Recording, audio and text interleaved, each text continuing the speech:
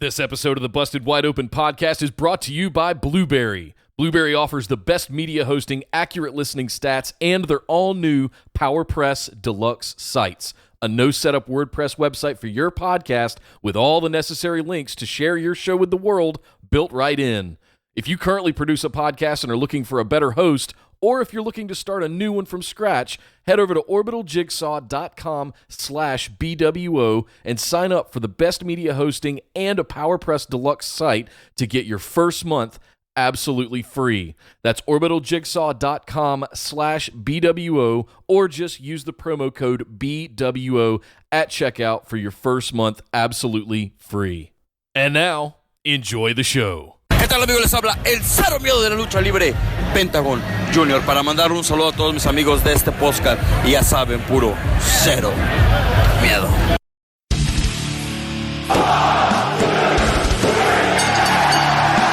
You're listening to the Busted Wide Open podcast, dropping the elbow on the hottest topics in sports entertainment and the world of professional wrestling. With your hosts, Nick Howell and Sir Ian Dangerous. Coming to you from the Orbital Jigsaw Network Arena in sunny Southern California.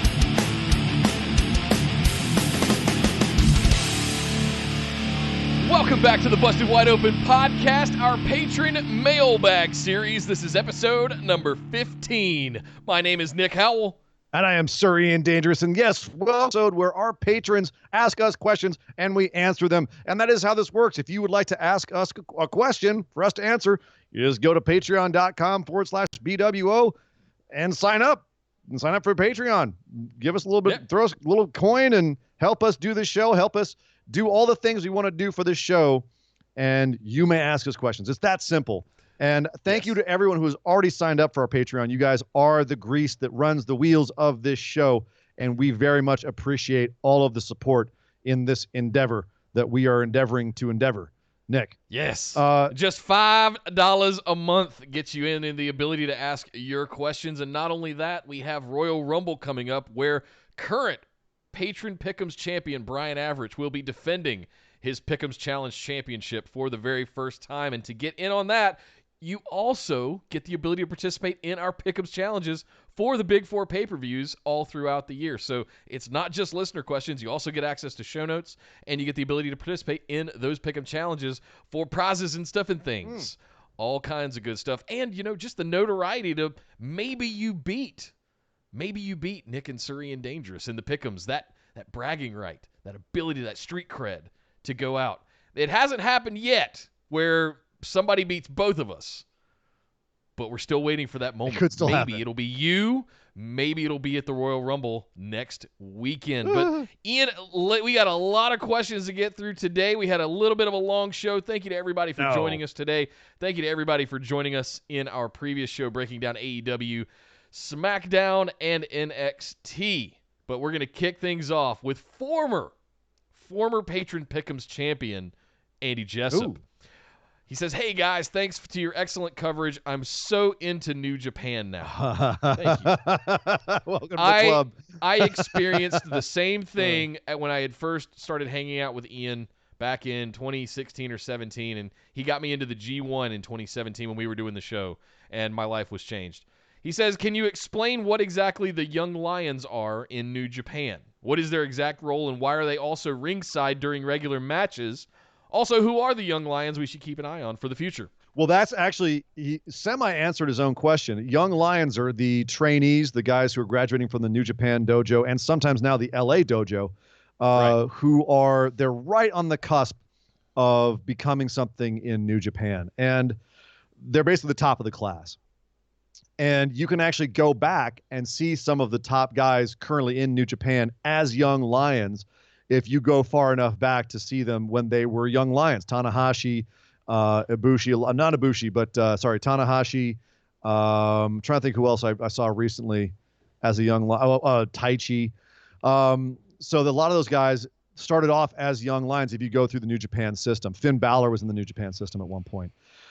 So it's basically their next graduating class, and what they do ringside is Finn's probably the most famous one to come out of the LA dojo. Finn didn't no. Finn didn't come out of the LA dojo. The LA dojo is new. Did he not? LA dojo is within the last couple of years. It got started by out here, and that's a new thing. Okay. So yeah, I remember Kevin Kelly watching something where he came out of the dojo system, but he did the Japan system. Shibata started the LA dojo out here recently. So it's a new thing, and they're about to get their first graduating class. I'm still learning, guys. Carl Fredericks and all those guys are coming out of the LA dojo right now. They're their first graduating class, and that's why they're now sometimes functioning as Young Lions ringside as well. So, in fact, this last class of Young Lions looked really good. Shota Umino, who was hanging out with Jon Moxley, the joke there was that Shota, like a lot of times early in the shows, the Young Lions will get a shot at a match, and they're only allowed to wear like black trunks, very plain. They're not allowed to do anything fancy with their hair. The idea is that they don't have a personality yet. And then they go out on an excursion at a certain point. They get their personality. They come back as a fully formed gimmick. For example, this last class, Shota Umino, who last time we saw him was wrestling in black trunks and black boots and was being taken under Moxley's wing. He went out on an excursion. He's currently in England on excursion. And if you see him over there now, he's dressing a lot like Tanahashi now, where he's got really flashy clothes and he's starting to make his hair a little more fancy, kind of feathery. He's putting on a little bit more muscle. So he's gonna come back, and instead of being, a young lion Shota Umino, he's gonna be a full-fledged gimmick, and they're gonna give him something to do and probably a push, depending on what they think of him when he comes back. Jay White went through the Young Lion system. When you go back and see Young Lion Jay White, he looks like a child, and he came back from excursion 2 years ago as Switchblade Jay White, and had this whole thing. And it took him a while to kind of figure out a little bit. But now, as you can see, their faith in him is being rewarded. The dude is one of the best heels in the world and an incredible in-ring worker.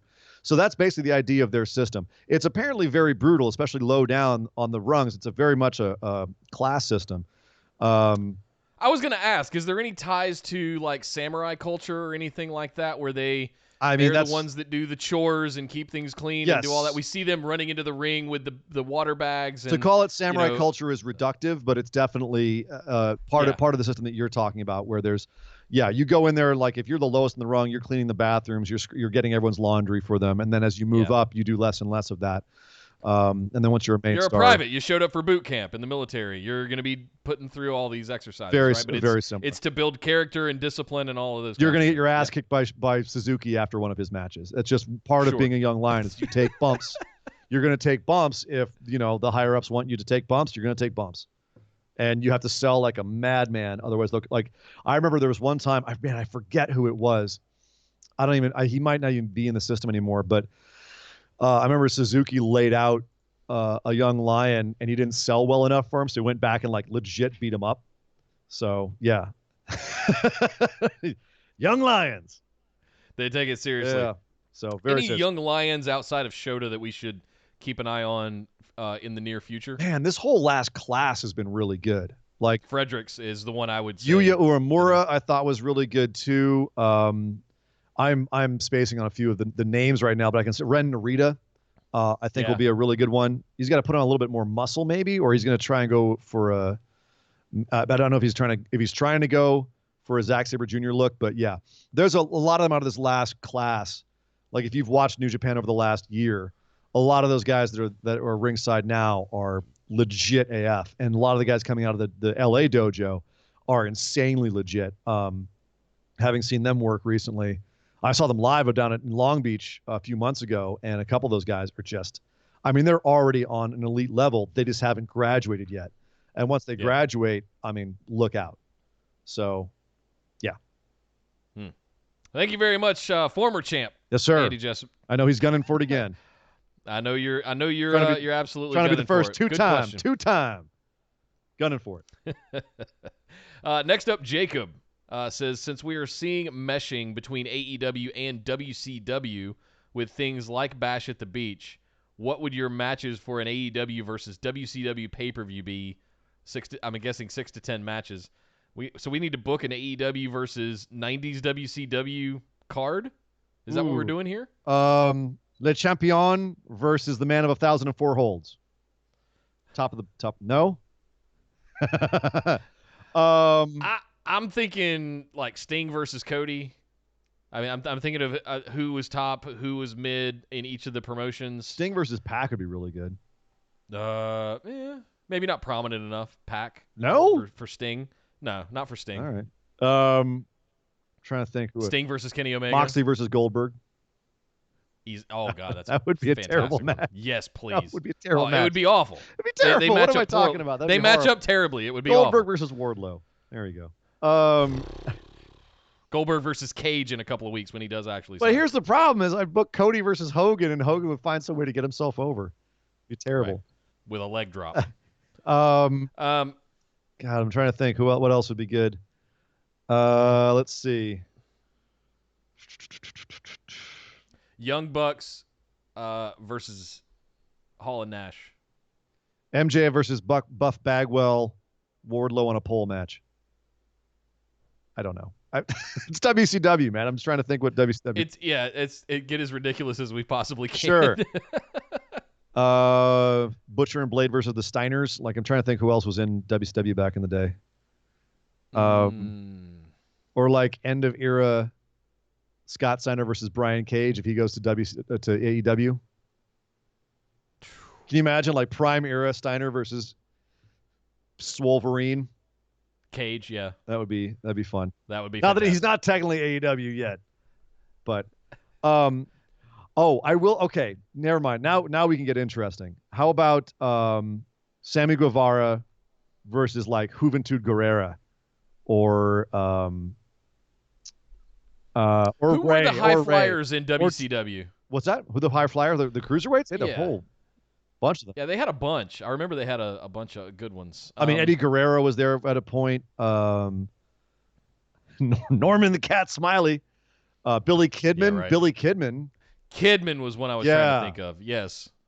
I could totally see a Guevara Kidman match. That would be fantastic. La Parka versus Pentagon Jr. Phoenix versus Rey Mysterio. I mean, we've seen that, but still, yeah. We've actually seen that, but like Prime Era Rey versus current Phoenix. Wow. Or Psychosis. That'd be good. Yeah, man. I mean, NWO versus the Elite alone. Yeah. If you just have like a tag match, like prime main event, prime right NWO, not like the revisionist NWO they're trying to sell us, but like Hogan, Nash, Hall, outsiders with Hogan. Right. Maybe the Giant back when he was there. That'd be fun. Yeah. Oh man. So yeah, that's you could make a good pay-per-view out of that. I don't know. It's just us spitballing at this point. I can't not mention Flair, even though he wasn't. He was there for a little bit, yeah. A little bit. He wasn't there that long, but Flair Cody. Prime Flair, even late era Flair versus Cody would just lights out. Early 90s Flair and Arn, because Arn was there too. Flair and Arn versus Cody and Dustin. Oh. Stop it. Jacob, that's a lot of fun. I feel like we could sit here and do that all it's Bash at the night. Beach, so Hogan would have to turn at some point. Oh, of course. Yeah, of course. Thank you very much, Jacob. Next up, Lyle asks, I started watching wrestling again a few months before Shinsuke won the Royal Rumble. So that was 18? He won the 2018 Yes, Rumble? that sounds right. I didn't know anything about him before that, and nothing since then has impressed me. Can we name some specific matches of his he should check out so that I can understand the hype that you give him? Yes. He also remembers when Judith Brooke helped host the show when Nick first moved out east, and you've mentioned her recently on the podcast. Yeah.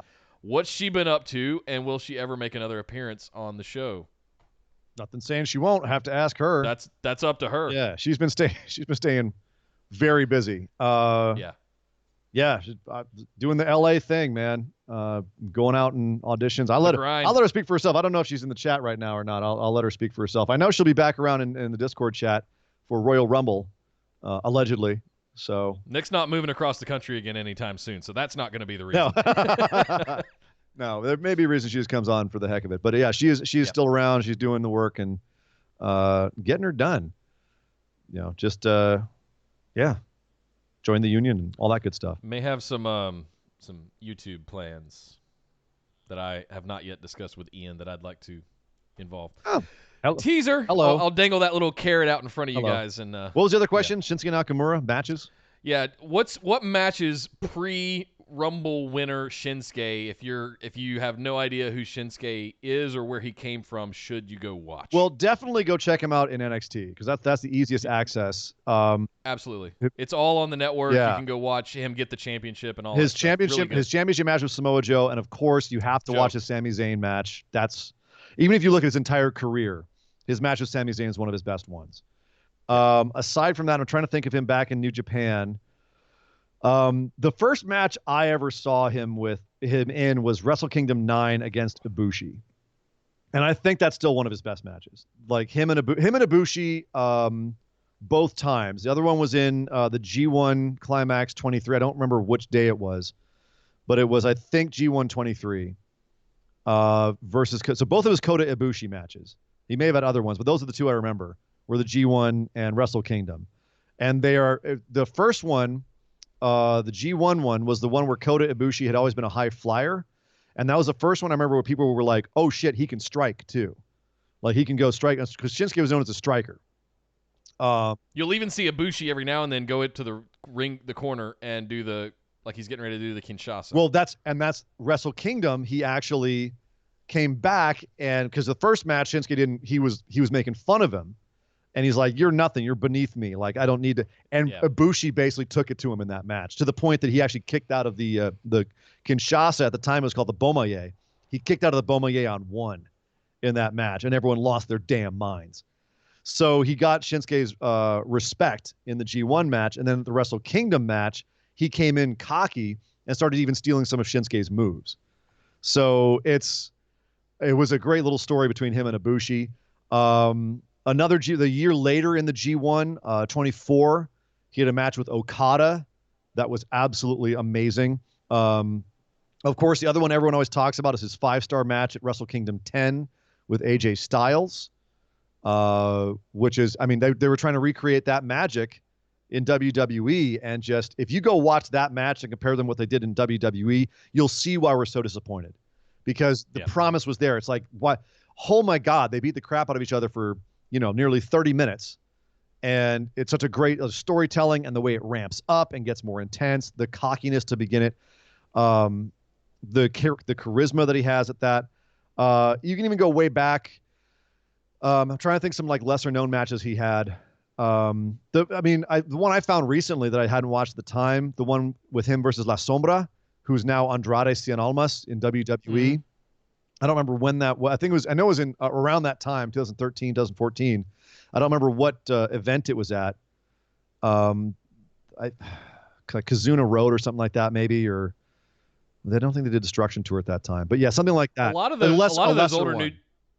those older New Japan matches are on YouTube as well. They do a good job of putting some of those stuff, the high profile ones. So you can go. You know what? Here's what I'll do, Lyle. I'll make you a deal. We'll start a Shinsuke appreciation thread in the discussion group, and we can just put match. As I think of more of them, I'll try and Marufuji versus Marufuji back in around that time too. 13-14 was like his prime era. Him versus Kevin Steen on the Indies before they both came to WWE was great too. So yeah, lots of good Shinsuke stuff from back in the day. But you see, like, was the Sammy match the one where Kevin turned on Sammy? No. Apron powerbombed him and all that. It was Sammy's last match in NXT, actually. That's okay. Yeah, that was what it was special for. Yeah. Thank you very much, Lyle. Good question. Love highlighting or introducing people to new stuff like that. Next up, Abraham. Hey, guys. Hope you guys had a great week. I did. A lot of cross-country traveling. I'm kind of exhausted. 2 questions, if you don't mind. One, if you could repackage a wrestler, which one would it be, and why would you feel compelled to do so? And I'll go ahead and ask the second one so we can be percolating on it. Okay. Excuse me. I haven't read these yet, by the way, guys, for the record. Your opinions matter to me, so I'm confident you can give me a straight answer on a lingering question. Why do people not like Joe Buck? What? I would love to talk about that one. Okay. For the same reasons people don't like Michael Cole. I just don't get why he gets so much hate. Seriously. Am I missing something? Or Troy Aikman. So the first one, if you could fantasy repackage a wrestler, which would it be, and why would you feel compelled to do so? I mean, the first one that's popping into my mind is Cesaro, just because this week I'm like, God, they could be doing so much with That's a him, good one. and it's just nothing there. And they keep trying, and just they don't push him right. It's come on. I don't think it should be rocket science with him. They've almost had it so many times, whether it's he looks at the transporter or just him doing strength spots or him like remember that one time where he was in the match and he started just running around and kicking everyone's ass and then got up and the crowd was just totally lit up. Like the guy can do it. He can go. He can do everything. Just how has he not been given more of a prominent position? It just blows my mind every time. And maybe a repackaging would help with him. Maybe. But I don't even know if you should be that fancy with him. It's just a matter of the way he's pushed. As far as like a total repackaging, though, I don't know, Nick. I gave one. You give one here, and I'll see if I can think of another one that I'm stumped. I'm struggling really. right now. We were always complaining about people that we were like, do more with them. Well, because the people that are coming to mind are either mid change or mid repackage right now. Rusev comes to mind. Rusev, loved as the Bulgarian Brute, and leading up to driving a tank out at WrestleMania. Are you kidding me? Yeah. All to have a chains match with Cena. I mean, you talk about having the rocket strapped and being shot to the top of the world, and then being shot down in midair, and then just cratering. Yep. Star Wars, like Superman coming in, getting crashed by Zod from outer space. Just holy smokes, the turns that guy has taken have been so drastic. And then to see something as organic as Rusev Day manifest itself out of nowhere alongside Aiden English, and then that cratered just as hard. And now we've led to this thing with faux divorce cheating angle with Lashley and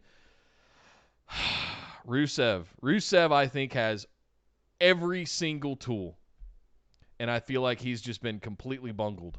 He's even had two coming out as the Bulgarian Brute and the Rusev Day thing, and they've both just been completely bungled. What a shock! Two members of the League of Nations. One member's no longer in the company, and the other one could use a repackaging as well. They brought Sheamus back, and he's back to his old gimmick, and it's just same exact thing. Yep. So yeah, Rusev would be mine. The League of Nations. Rusev. Rusev. I'll go Cesaro. I'll stick with that. Why do people not like Joe Buck? On to more important things.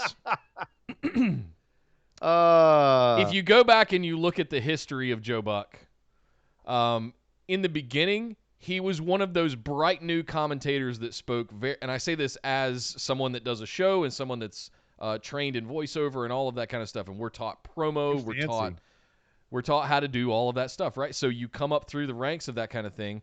But at a certain point, and he was really good. Let me be clear about this. He is exceptionally good at what he does for a living. And I would say the exact same thing about Michael Cole. At a certain point, it becomes mechanical, and you lose the passion. Yeah.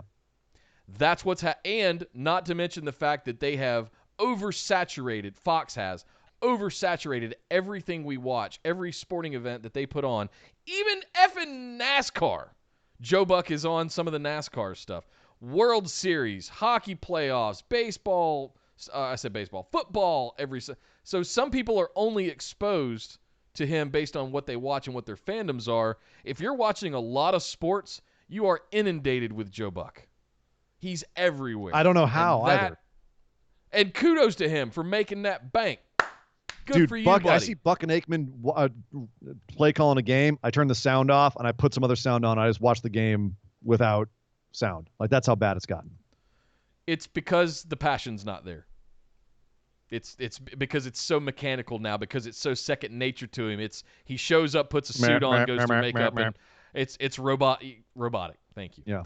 If you had told me just 5 years ago, I was a staunch Dallas Cowboys hater, and I made clavicle breaking, collarbone breaking jokes about Tony Romo. He broke his collarbone and then beat the Niners and threw passes with it. Like, yo, props to the man. He's also the fourth highest rated quarterback in league history. Yeah. So I'll leave that one up. Yeah. That said, if 5 years ago you told me he would turn into one of the greatest color commentators of all time, favorite and best play calling / color commentators in the game, and maybe of all time. Yeah.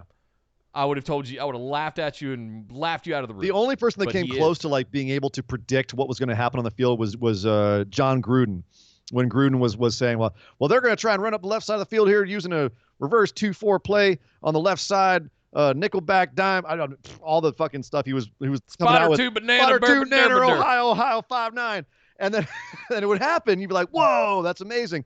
Romo's But it's got not him that. beat. But it's not even that. You can hear the love of the game in Tony Romo's voice. You could hear the love of the game in Madden's voice. Even Al Michaels at this point has just got to become Al Michaels. His head's just, Al he's Michaels just there, is like and he's butter. Al Michaels like butter. but that silky smooth voice he's got. Joe Buck doesn't have the passion. No, it's just it's not there. Like you said, it's just Michael mechanical. Kolish. I even like Boomer on the wrap up show. He He's could okay. go all the way. Oh, that Boomer. Yeah, definitely. Chris Berman, for sure. Berman. Oh, I love me some Berman. Back. And not just because I'm a Raiders fan. Anyway, all right. We're supposed to be talking about wrestling, Nick, and here we are getting into football. Hey, I'll talk about anything. This is for the patrons, man. They can ask us anything here. This is That's a good point. That's a good point. their show. I've just got Packers Niners coming up, so man. So let's go. I know. The real game's tomorrow, though. Oh, stop it. Titans Chiefs, is that? Thank you, Abraham. Martin is next. Should moves like the Canadian Destroyer be more protected? Yes. It's impressive seeing Keith Lee or Dustin do it, but it shouldn't it be a move that amazing, be a match ender? I think it would have been a long time ago, and I think it's become the new super kick. Like 10 years ago, 10, 12 years ago, Shawn Michaels hits you with a super kick, you're done. I'm actually going to correct you on that. I think a super kick, I actually don't mind a super kick being spammed the way it is because again, it was Shawn Michaels' finisher, but it was like only he can knock you out with it. Fine. Yeah. Everyone else uses it essentially like a glorified punch, and it's a more exciting punch. A Canadian Destroyer is you being flipped upside down and pile drived on your head. Like that. That's one of the most devastating looking moves ever. And it's a pile driver, which used to like end careers and has legitimately ended careers. It's when people were asking me what I thought the most dangerous. It's a package pile driver with more momentum behind it. Well, that was what people were right. People were asking the other week what I thought the most devastating move was. I was like, the DDT. Because in real life, if you're given a DDT, the fight is over. Your head's split open and you're dead. If it's on concrete. So, and a DDT, I think the DDT is a more apt analogy for what the Canadian Destroyer has become. Where Jake Roberts used to give you a DDT, match is over. Because legitimately a DDT would knock you to hell out. And obviously a Canadian Destroyer would never legitimately happen because it's not a legitimate move. It's an acrobatic stunt you both are engaged in. But it's in terms of what it looks like devastating, and from a devastating standpoint, it should be a KO, but it's not. And it's becoming a lot like the DDT, where it's being used as a signature move or as like a mid-match move and not as a finisher. I mean, Jesus Christ, the Impact, Hard to Kill, where Mac does a an avalanche top rope electric chair Canadian Destroyer, and the match continues afterwards. Come on. It's over. That shouldn't only end the match, it should end a career. Burning hammers should always end a match. But yet they're now being used as mid-match moves. It blows my mind. So, yeah, and it's not just me being old school, it's me. I'm trying to say, like, in terms of impressiveness of a move, if you see a move and it's that devastating looking, you're going to have a hard time finding another move that's going to put someone down when that didn't do it. Unless you're using it as something to soften them up. But even then, like, I definitely think it's overkill for that. It should be a match ender. But to your point, even today, look at how many wrestlers are using modified DDTs as their protected finishing moves. You got Finn with the 1916. You've got Rude with the glorious DDT. You've got Andrade with the Hammerlock DDT. You've got Moxley with the Death Rider, which is essentially a 1916. It's essentially a 1916. 17, 16. Sorry, Irish. 16. So yeah, the DDT is still viewed very prominently like that. But I look at somebody like Adam Cole, who's doing the Panama Sunrise. I know why I screwed that up. I want to go version see of that movie. That's why I was like, wait a minute, what? Yeah. Why is my brain saying 1917? World War World War One, Irish fellas. Revolution. Okay, thank you. I'm aware, Nick. I love my history. You stop. Yes. All right. Well, thank you very much, murdered in the comments. I'm just clarifying why I had that little brain fart there. Anyway. So after all of our philosophy and speculation, do we think that the Canadian Destroyer is being spammed too much today? Yes. Yes, I agree. Thank you, Martin. Next up, Brandon. What is your favorite entrance gear across all promotions in current day wrestling? This is easy for me. Oh, go then. Evil. Oh, for Christ's sake. Really? Actually, you know what? It's very closely tied with Marty Scurll's. I was gonna say Marty Scurll, but Evil to me is just like someone went to Party City and got some costumes and put them on. He's got a big plastic scythe that it glows in the dark and like this stupid weird like late 90s industrial band face gear and doesn't do it for me. Doesn't. And I love me some Evil. But it just doesn't. I prefer oh my God, what was the mask that Naito came out with this year? He came out with a sick mask. I'm trying to remember when it was. It was either Wrestle Kingdom or leading up to it. He came out with a sick mask. But also in terms of entrance gear, Aleister Black back in NXT had some great, like the Dragon Bone shoulder pad was really cool. You can tell we have a type here, Nick. Skrull, Evil, Aleister Black. Like we got a type. I'll throw in Tanahashi. I love Tanahashi's entrance gear. I love his ring attire. I love his whole presentation because it's like weird anime, futuristic Final Fantasy kind of thing come to life. It's the closest thing I've ever seen to an anime character in real life is Tanahashi's entrance gear. I'm loving Osprey's new entrance style with the big robe and the sword and everything. Okada. God, of course, Okada's like all time. That entrance at Wrestle Kingdom might go down as one of the best ever. It was badass. He had the synchronized moves with the digital graphics effects behind him. It was just sick. And I think the thing but we're talking about gear specifically, not entrances. Gear? No, that was entrance gear. No, what is your favorite entrance gear? Yeah, I'm saying entrance gear. Yeah. I know, but I don't want to like take into account like graphics and performance and things like that, like gear. But I think one of the reasons we're talking about New Japan is that they've got specifically entrance gear. Yeah. Whereas in WWE, you only really see that at like NXT. You might have a jacket or a coat or a robe or something. That's kind of NXT pay-per-views. They've got like special entrance gear sometimes. You know what I mean? Like, but it's rare that you see specifically entrance gear. It's telling that the only one I can think of off the top of my head is Nikki Bella wears a shirt that she then tears off, and that's her entrance gear. I mean, Asuka. Asuka has, but Asuka again from the Japanese culture where you have an entrance attire, and Asuka definitely I would put in that category as having a really cool entrance robe and entrance attire. Ricochet's done it a couple of times on his entrance where he'll have like a special outfit he's coming in, and they've all been for the most part that I can think of odes to Tanahashi, who he actually like asked, can I come in Tanahashi style gear? So even your boy Humberto Carrillo is coming in as the White Ranger. Yeah, well that I'm not so big on. Seth had some good entrance gear. I remember Seth had a pretty good White Ranger outfit at WrestleMania one time. Yeah. I'm trying to think what other entrance gears there've been in modern wrestling. Like Shingo. I want to see Seth put the vest back on with AOP, all of them in tack vests, and we get like Shield 2.0 kind of stuff. I think they won't out of respect to the other Shield members. Yeah, it's probably the right thing to do. Yeah. No, stop. Thank you very much, Brandon. Great question. It's always fun to talk about the things that it's always interesting to hear like what people think is the coolest thing. It's a very subjective thing. Esme in the chat says Naomi. I will admit the first time I saw Naomi's entrance thing, it was pretty cool. Like I was like, that is unique. That is truly unique. To one up that even more, Esme, if you haven't watched it, there was on one of the early seasons of Divas, they actually highlighted the progression of that and her building it all and sending it all out. Look, I mean, joke about it all you want, but I mean, you get to see fair. It's fair. The struggles that she had to go through, the practice runs that they made her go through over and over again right? Getting the belt shipped out so that it was light up, which we all hated that belt. shit all over, right? That was a bad idea. Anyway. Next up, Billy Stickler. I've been gone, and I'm sorry. You have not failed this group in my absence. Thank you.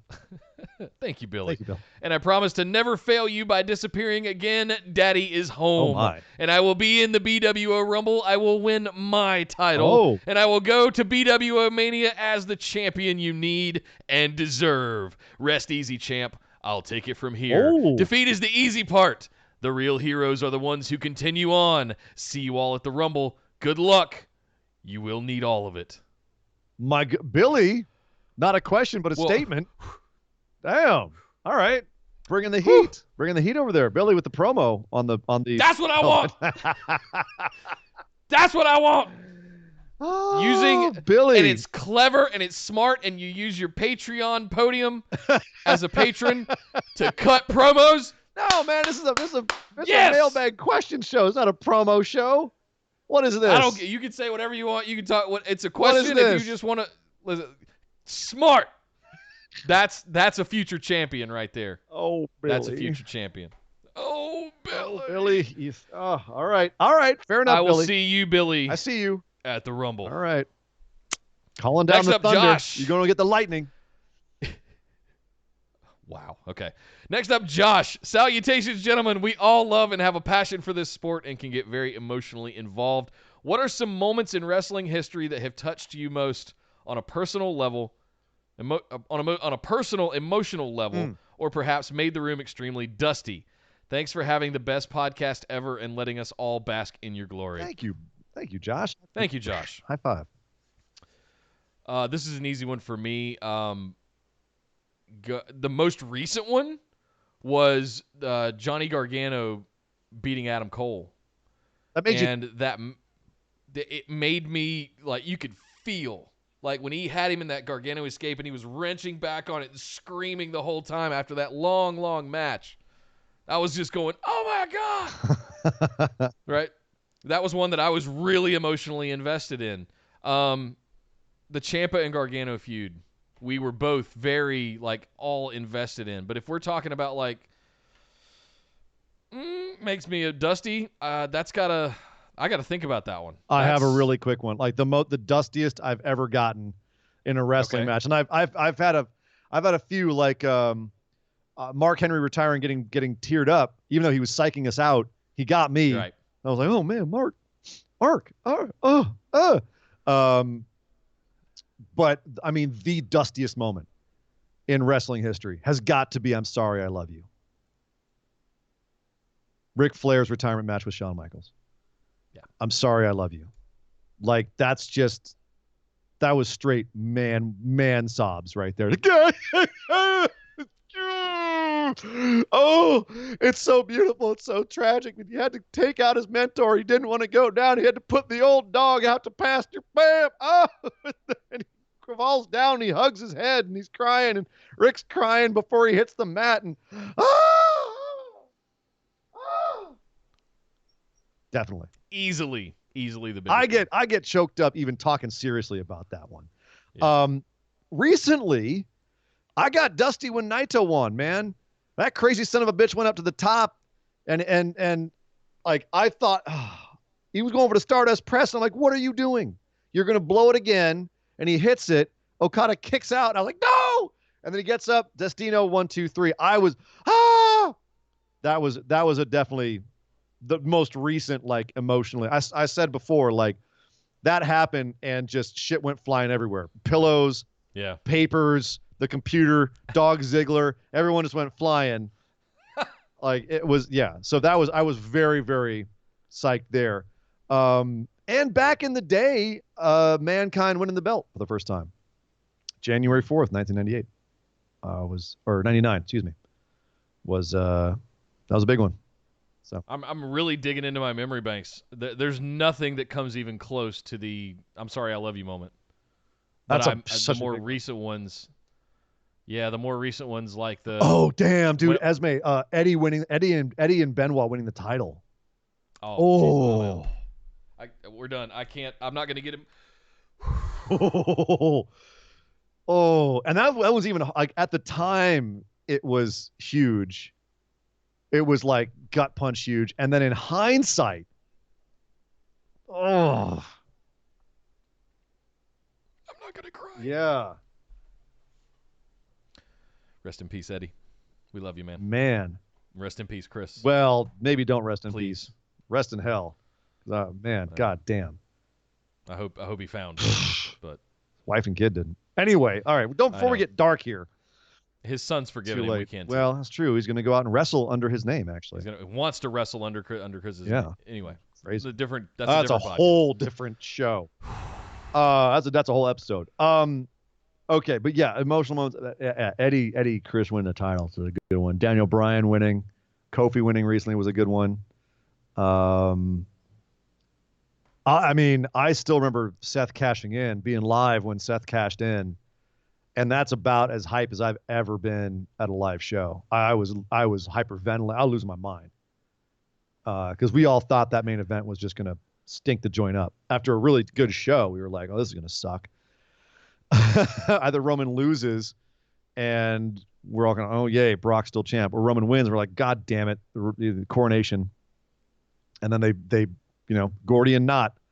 Boom, Seth cashed it in. That was just like, I lost my voice. Him at the top of the ramp, whipping it around. Oh yeah. Oh Jesus. Sammy winning too back in NXT. Sammy winning the title was a really emotional one. I was fully invested in that. I'm sure we can think of more. Josh. The more we think of it. You've completely cratered the show now. I don't have the will to go on. No, come on. Sorry. Get back into it. Come on. Okay. There we go. Thank you, Josh, for the question. All right, well, we got more to go. No, We're only about halfway through. I know. Actually, there's actually a emotional moment that Nick had that he's not admitting right now, and I know it to be true because you admitted to me off the air. When Nia Jax won the title for the first time and Alexa Bliss over the rest at WrestleMania, and she stood up for everyone who'd ever been bullied, Nick shed a tear. It's true. It's 100% true. Yeah. Yep. If you believe that, you probably believe wrestling's real. I mean, sorry, choreographed.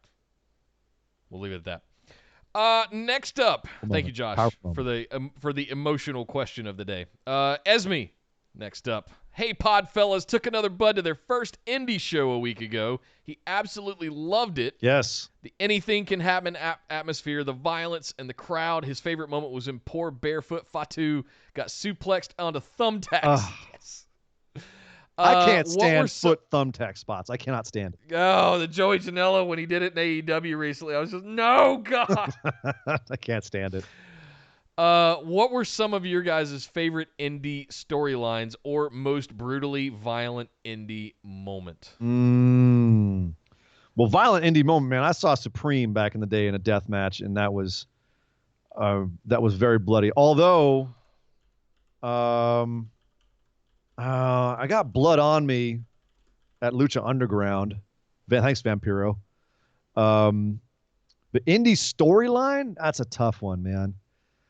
There was a specific CZW one that I'm looking for, and keep going. Jacob. It was a very specific spot. Jacob reminded me a little while back of one of the greatest indie stories the last few years, and that was David Starr and Walter. David Starr not being able to beat Walter, and it's a little controversial, I guess, because everyone feels it was David Starr getting himself over, but Walter was over, so he was helping out David Starr. Fine, but that was a great ongoing storyline. Indies wise, big fan of Steen and Generico, and they're ongoing. They're like 9-year storyline across all the different indies. Samoa Joe and Daniel Bryan storyline back in Ring of Honor back in the day was awesome. You give me some. I'm gonna try and brainstorm some more. I mean, anything with Sick Nick in CZW You would. and the light tube, like the spot. Like if you had to ask me what was my oh my god spot in a hardcore match ever, it was Sick Nick doing an assault driver off the top of a rider truck onto a platform of light tubes. Just is that a storyline or stupid. That's violent spot? I see what you're saying. Oh, it's just violent. It's just violent spot, right? The Hell of War match in Lucha Underground with I guess that counts. Killshot. That's definitely that's violent. That's one of the most violent things I've ever Three seen. Stages of Hell match, Triple H and Stone Cold. That's not it. It's not anywhere close to like violence, but I mean, just that's not indies though. Do we count Lucha Underground as indies? I guess. It was on. It's on the cusp. It's on the cusp. It's in that gray area somewhere in there. Oh, It's not mainstream, but Candice LeRae getting kicked in the face with razor blade shoes in PWG. Oh shit! And wearing like just a full-on crimson mask. That was a brutal one. Good Lord. Yeah. Let's see. Chris Hero, some of your guys. Tornado. So yeah, violent indie spots, fine. What was some of our favorite indie storylines?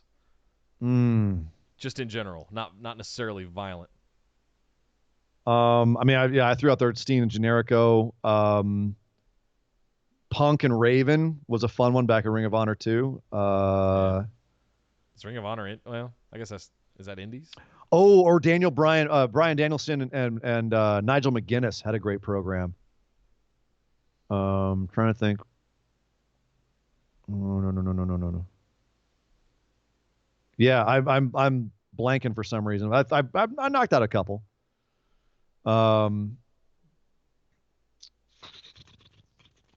Ricochet overcoming the Fatal 4-Way for Battle of Los Angeles, 2-time champion. It was a 3-way, but yes. 3-way, Jeff Cobb and Pentagon. Okay, so here's an interesting one. Adam Pearce showed up on TV this week. Sure. He and Colt Cabana had a really great feud back in the day. If you want to see where that guy came from, that's a good one. Go search on YouTube. Adam Pearce and Colt Cabana. It's a good indie feud and great introduction to both guys, frankly. Yeah. So they're gonna have Adam Pearce on TV. If he's gonna be the authority figure, then there you go. Check that out. Nice. So. Thank you very much, Esme. Great questions. Yeah. Next up, Sean, the innovator of our. Damn. Yeah. All I want to do right now is go back and watch some CZW. Like I've been high on it for about a month or two now, and all I wanted, my appetite for the hardcore death match stuff is really coming back, especially after the Moxley Kenny Omega match. Something really woke me up. So next up, Sean Clark, the innovator of our Moment of Positivity segment, now part of every show. Who would you like to see get the Kofi moment in 2020? Meaning, they come out of almost nowhere to get a push going towards Mania. Who'd you like to see? Not necessarily who's in a position to. Samoa Joe. Elias. What? Whoa, my God. Not in a position to. I think he's got the look. He's obviously got the promo ability. You've said yourself, 6 months of booking away from a title, anybody. You need more than 6 months with Elias. You need more than 6 months. I'm looking at this as something that's improbable and not in a position to. Kofi wasn't completely out of once it started, it seemed like, oh yeah, this makes total sense. Elias would make no sense to be in a title picture. Come on. I mean, did he say title picture or was it just like a push? Because I would have said Drew McIntyre, but he looks like he's just on the cusp of turning that corner and being on the straightaway. He's going to win the Rumble and he'll have a title match. Whereas this year, Joe Drew feels McIntyre like a Kofi. Will have a championship match. Feels like a Kofi, where he's an almost ran, he should have been champ. He never got the opportunity. He's been doing good work for years. He's in a program. He's doing well. He's on TV a lot, but he's not really in any kind of position to get the title. And he's one pay-per-view away of us all being like, oh, damn, Joe could win this all at WrestleMania, just like Kofi was. So that's why I'm saying Joe for me. But Elias... Joe, I could turn around tomorrow and book him into a title match. They booked Kofi into a title match the next, it was Samoa Joe in 2018 was in a 4-way, 5-way. He had a championship match with Brock Lesnar. So it's not improbable that you could turn Joe around like that. I'm taking an extreme here by saying Mojo Rawley. Mojo Rawley getting that. He's getting that title match at WrestleMania. Mojo all the way. Mojo. I think Elias. That's just for some reason in my gut. I'm not going to be ridiculous and say Jackson Riker. I'm being genuine here. I think Elias is on that. Like it's improbable. It's not likely to happen.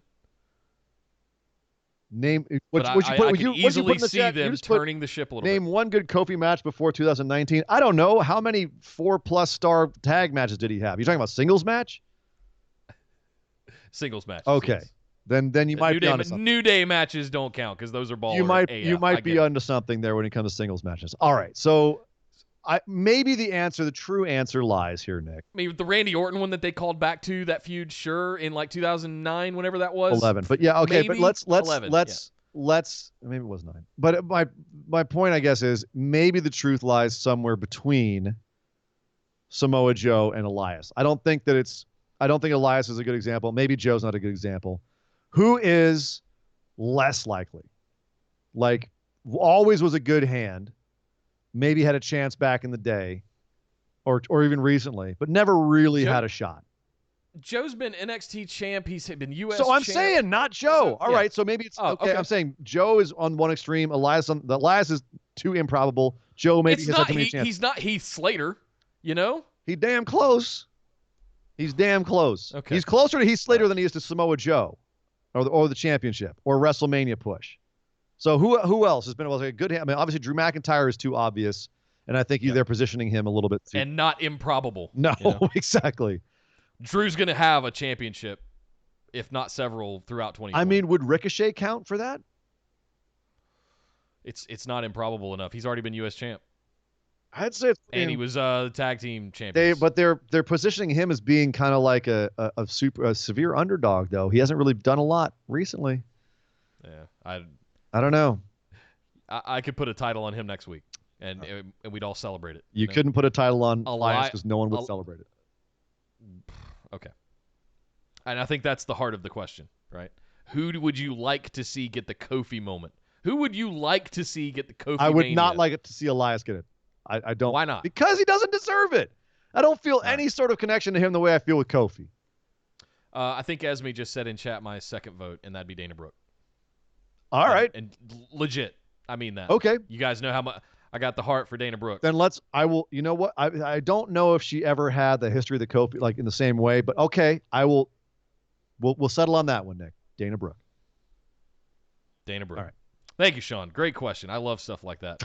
Next, Billy's back again. What? Billy? He got two? Wait, you got your... Hang on. He cut his promo earlier, and now he's got anher question. Okay. He's playing the game. He's playing the game here. Let me read through this and see what's going on here. All right. I haven't read this yet. All right, then read it. It's now read 2020. It out loud. Read it out loud. Hindsight, I'm trying to. Oh. It's 2020. Hindsight is also 2020. Well played. Looking back from 2015 to 2018, fans were adamant Roman's not the guy. Yes. Yet, seeing as how every other person who was, quote, pushed to the top hasn't quite panned out, was Roman actually the best choice? No issues with media or fans, delivered on the big stages, calm, composed, respectable. He had one minor issue with a suspension in 2016, and he owned up to it immediately, apologizing to the fans in the locker room immediately. Nobody else has really held themselves together since then. Am I valid, or one of the crazies who has supported and believed in the guy the whole time? Too sweet, my friends. Keep up the greatness. He's got a point. It's a great question, and I think it's a rhetorical question the way he's phrased it. But at the same time, like you're painting your own Monet there by but he's not wrong. By hitting all the right points. But at the same time, I don't think Billy's wrong here. I think that and we even said it, I think, in the past, and you can go back and listen to us and tell if I'm wrong, if I'm misremembering. But I remember us saying Roman has all the tools. Roman is the right guy for this position. It's just their presentation of him is wrong, and how he's not connecting to the crowd in the right way. How they're like he's a badass, but he doesn't care about the crowd. He needs to be a badass that cares about the crowd. And he found that for some weird reason, and it's tragic, his leukemia diagnosis is what humanized him to the crowd, and he found that connection. And now he comes out, and you can see him directly connecting with the crowd, and it's genuine. It's not forced. It's not trying to connect. It's genuinely connecting. But during those years, 2016 to 2018, it was a lot of trying hard and it not working. But I think what Billy's question was there anybody else like who could have done that? Was WWE wrong to push him? And I guess what I'm saying is, and we even said at the time, we understand why they want to push him because he has all of the tools. He's big, he's strong, he has a great, incredible look. He's able to interact really well with the fans and the media. But ultimately, he's not connecting. And that was the one thing that wasn't happening. And now that he is connecting, you can 100% see why WWE would have wanted to push the guy in the first place. He has all of the tools. They just weren't able to make it work. So Vince's relentless push of him, ultimately, God damn it, the old man, it paid off. And once again, Vince was right to be stubborn about something. In hindsight, being 2020, should they have gone for somebody else in that time? Maybe. If he was not working during that time, there was a lot of instances where they should have pushed other people instead and waited for him to get the connection somehow. And I will stand by that. Where there's other people they could have and maybe should have pushed in that time frame, other than Roman, other than forcing him down our throats, and frankly costing themselves about 1 million people a week in TV viewing, because people just got sick of it, of the relentless push. When, maybe Vince was right in the end, but it still cost them a lot to do that. So I feel like the end result was, okay, well, yeah, Vince was right. Roman is a great hand and he's a great top guy. But I think that the process that him getting here, the ends did not, in a sense, justify all of the means, I guess is what I'm saying. So a couple things. Our very first patron bonus episode we did in August of 2018 was called The State of the Roman.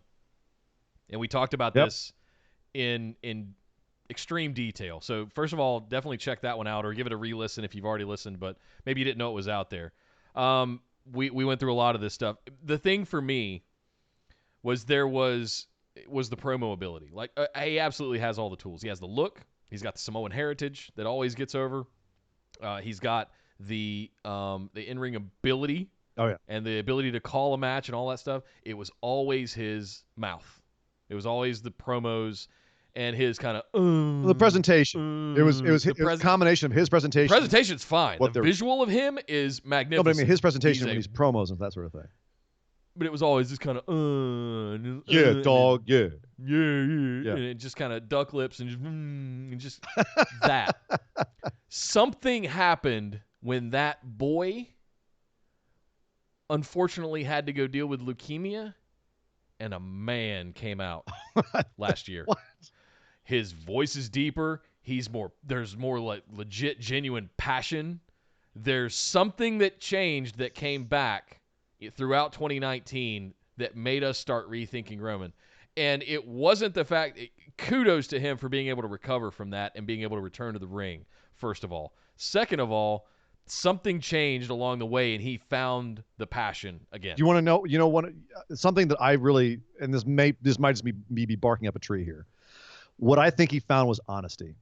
Whereas before he was trying to push his personality out through the screen, whether that was, posing or whatever. Authenticity. He found an authenticity with this leukemia diagnosis where he came out and honestly said to the fans, yo, my name is Joe, and I'm going through this thing.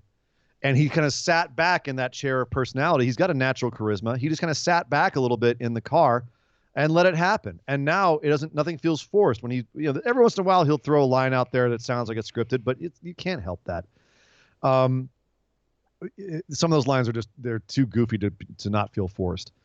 But he feels like he's downshifted and now he's cruising a little bit more, and it doesn't feel as pushed on you or forced or like he's trying hard. It feels like he's genuinely out there. He's genuinely a badass, but he also genuinely cares about the fans. He cares about winning. Like a lot of those things feel authentic. They feel truthful, whereas before they felt like an act. And it really did happen around that period where a lot of that stuff went down with leukemia and Dean Ambrose having problems and everything else. Right. That really felt like that's when it happened. And it was a process. It didn't happen overnight. It wasn't like, boom, it just happened. It was definitely a long, drawn-out process. It just seemed to like accelerate during that one period, and him coming back and not having the whole company on his shoulders and finding that groove. And he hasn't been in a title contention since he's come back, I don't think. I'll just wait. Just wait. I know, but that's kind of part of it as well, is that part of the force feeding was that he was always in title matches. Who's getting the Kofi push? Roman Reigns. No. Roman Reigns on the road to WrestleMania. Thank you, Billy. I think we're at the very beginning of what will be an interesting turn in Roman Reigns as we continue to evolve him. We're sort of at the beginning stages of that, and we saw evidence of it throughout 2019, and we're seeing more of it now. Hopefully, we don't go back to some of those more things. proof. Vince always gets his way. Yep. Damn amazing. Next up, Lionel asks, "Hey guys, how are you? Good damn show like always. Just came back from vacation on Cuba. Nice. In Cuba. Nice. Cuba. I just finished keeping up with all the wrestling. So anyways, my question is, WWE, will part-timers continue to rule the roost in 2020? Or is this finally going to be the year that we get what we deserve?" I'm not sure how to take that. Well, I think he's saying, like, are we still going to get a lot of, like, Cain Velasquez and Brock Lesnar and Goldberg and Undertaker being at the top of cards? No, we're still going to get those on the shows, especially WrestleMania, because that's drawing in the casuals. And they're going to give you a whole smorgasbord. You're going to have whatever WrestleMania, 6-7 hours of WrestleMania, 8 with the pre-show. You're going to have a ton of wrestling matches from people that have been in that company week in and week out, fighting for titles, fighting for position on the card. But you're also going to have some really big matches that are going to be the spectacle matches, whether it's Undertaker or Goldberg or, Kevin Nash has come out of retirement. His hips are in the right place and he's all of a sudden doing something. Or what I suspect will be the main event, Brock Lesnar versus Cain Velasquez, which is, frankly, everyone who watches WWE on the weekly is like, oh God, really? Oh, Cain, Brock. But guess what? That's big numbers for casuals. That's big numbers for people who watch MMA and who don't have to sign up for the network to watch them do it in Saudi Arabia.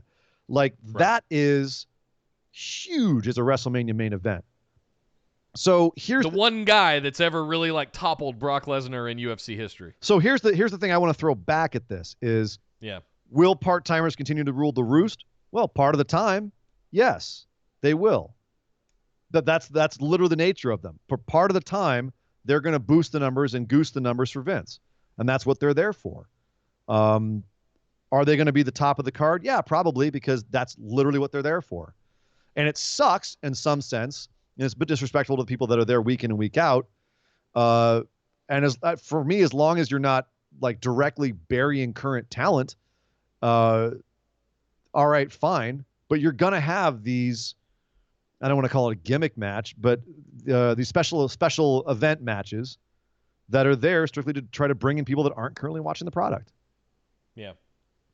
So, the last thing I'll say to this is, he says, or is this finally gonna be the year we get what we deserve? Look, dude, 2019, we got all face wins at WrestleMania. We got Seth Rollins beating the Beast. We got Becky 2 belts. We got Kofi Mania. We got what we wanted, and it kind of well, they got to take the year. They got to take their foot off the gas at some point. Give us something to want again. So, but anywho, just want to let's see what else did he say here. Another question for Ian: where is your bar located? I want to pass by with my wife. Thanks, love you guys. I've got 2 bars. I've got one in downtown Los Angeles, and I've got one out here in West Los Angeles, right up the street from me. And you can DM me for more information. Yeah. Thank you, Lionel. Last but certainly not least, Marshall asks, in line to meet Sting as I'm typing this question. Nice. What wrestling personality have you met that you've always wanted to meet, and who haven't you met that is on your bucket list? I know your answer. What? What's my answer? Go ahead, tell me. Well, what wrestler personality have you met that you always wanted to meet? Mick Foley. That is true. You got to meet Foley. Meet and hang out with Foley. That was actually a very big moment indeed. As far as bucket list, I got to think about that. I mean, The Rock for me. Ooh. Bucket list is easy. Actually, hold on. Having a beer with Stone Cold. For those of you on YouTube, So there's me and the Fullmeister. Nice. Trying to get so the light does can't. There it is. YouTube.com/BustedWideOpen Yeah. if you're not watching Yeah. live.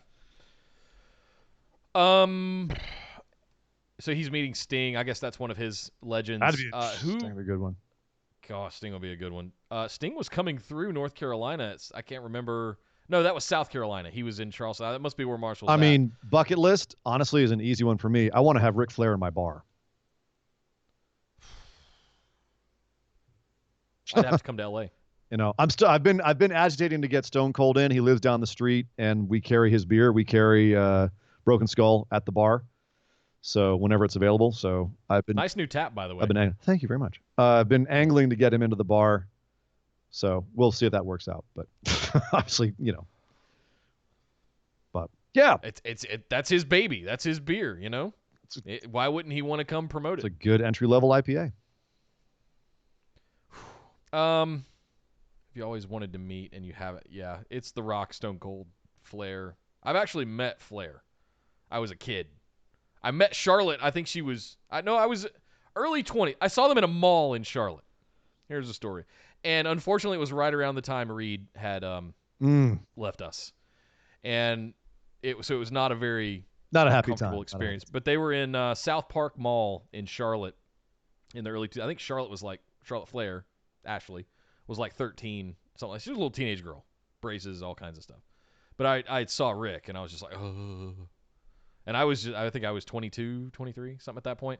Anyway, walked up to him, shook his hand, did a woo, and that was it. And they walked by. He had the entourage, of course, and it wasn't like big security guards. Like he didn't have like 10 big shows walking around him. It was family. He was walking around with friends and family in the mall, joking, being the nature boy, being Rick, because he's Rick. Right. Would you? I mean, so I guess the other question I would have would be, I mean, with these guys, like, you know, say the guys that you want to meet, would you rather meet them at a meet and greet or like out in nature, as it were, like in the mall or walking around? Meet and greets, you're going to drop $150 to meet them. But at least then they're being paid to give you attention, whereas out in the wild, it's kind of like, do I bother them in their day-to-day life? Like I've seen people out in day-to-day life, and I would feel bad going up to them because I don't want to interrupt their day. I know how that is. That sucks. Yeah, Andy mentioned in the chat he's a lot smaller, and I thought, yeah, he's like 5'9", 5'10". Everyone, like that. They all are smaller. They're all like that. One that is not small that I've seen in person in L.A., I think I saw him at the Grove or something like that, is Batista. Yeah, Batista's a big boy. That dude. That's a big boy. Oh, you want big boy, man. Back when I was working security, I was stood between Shaquille O'Neal and Kevin Nash. I'm saying I felt like I've never felt like so much a child in my life. Holy crap. I mean, I didn't come up to either of their shoulders. Wow. I'm not a small guy, and they're just ginormous. So, anyway, there you go. Marshall, thank you very much for the question. There's a lot of legends that I would absolutely love to. I wish I could have a Broken Skull session with Stone Cold where I host it and ask him stuff. What would you ask him? Now, one question before we get out of here, Nick. What would be the one question like you have to ask Stone Cold on the Busted Wide Broken Skull podcast?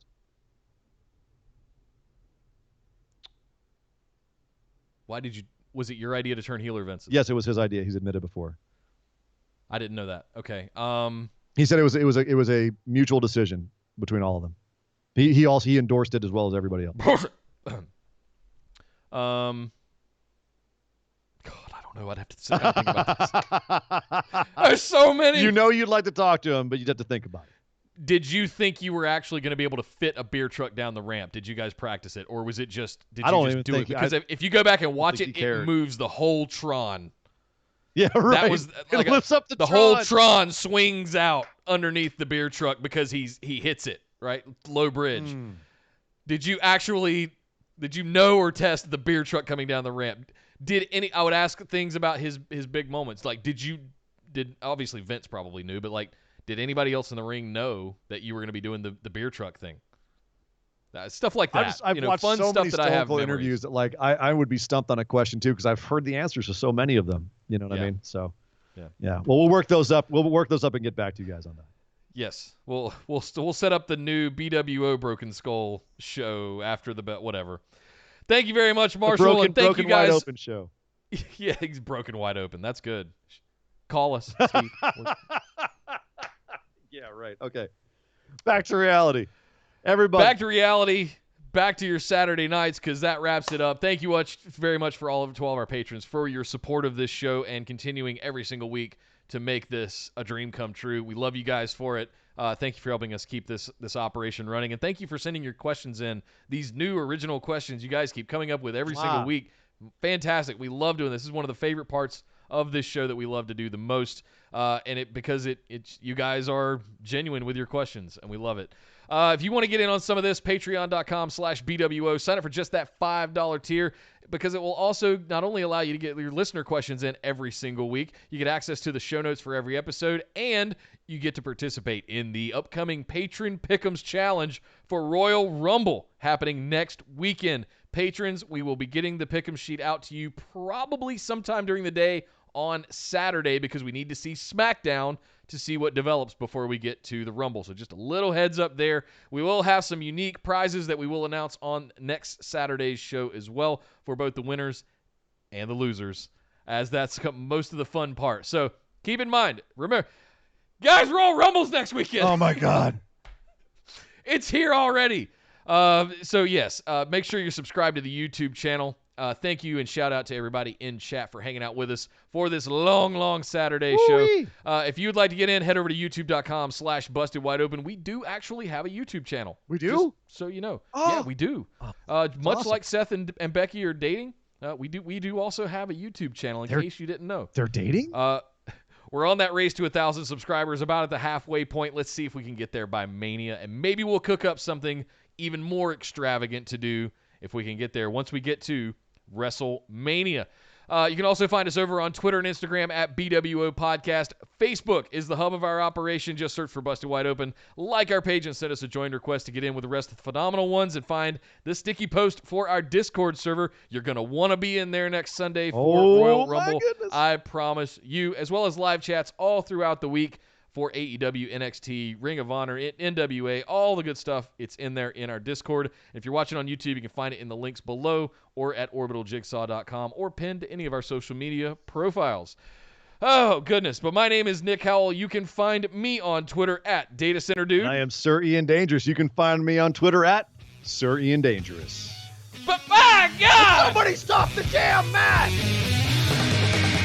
This show is part of the Orbital Jigsaw Network. For more episodes, subscribe to us on iTunes, Google Play, or Stitcher Radio. For details and show notes from each episode, check us out, orbitaljigsaw.com.